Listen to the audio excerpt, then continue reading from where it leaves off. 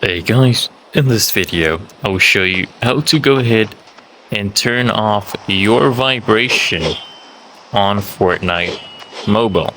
It's actually really easy and simple.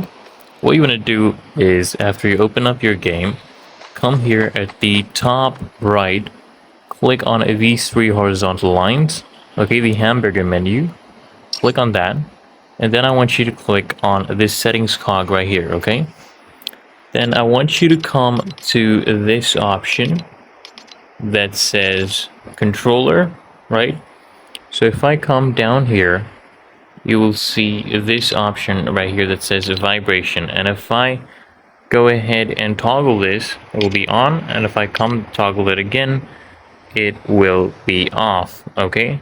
This turns the device vibration off. It's really that easy and simple. Just go ahead and apply and close this. So I hope this guide provided value to you, and if it did, consider smashing that like button, as well as subscribing to frequently asked questions, and I'll see you guys in the next one.